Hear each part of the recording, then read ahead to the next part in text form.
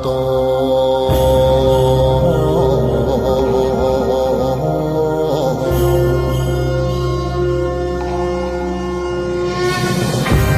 บัดนี้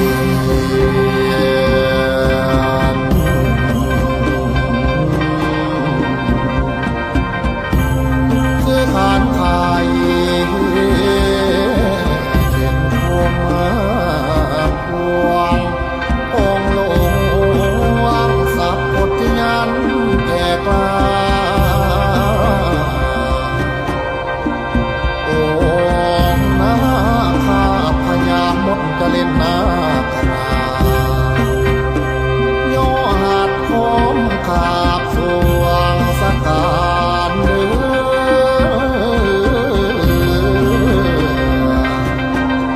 บริวารขาทาสเหล่าเสนาบาทคุณแพงแสดงเบายังก่อนเจ้าบรมนาถนอนาโค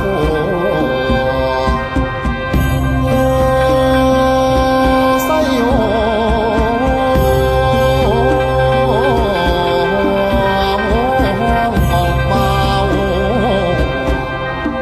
เจ้านค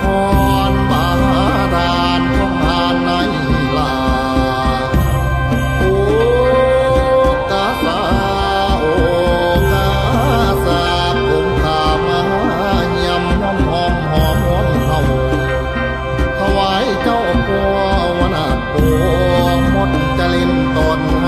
สลาดด้วยอาคมพรหมจารีลิบที่ไต้ลงฟ้าเลือทราบขออาราธนามาภาพยังโคมันตังคา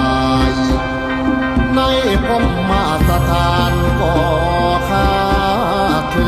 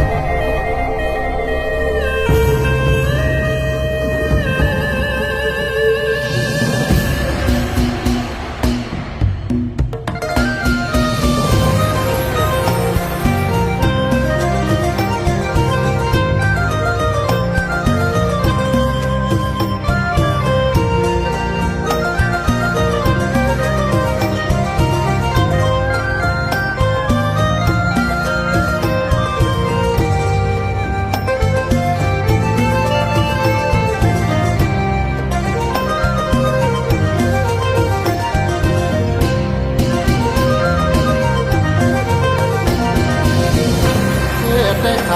จาแจ้งแห่งองค์นาคาพญาบทจาลินนาคราชราชา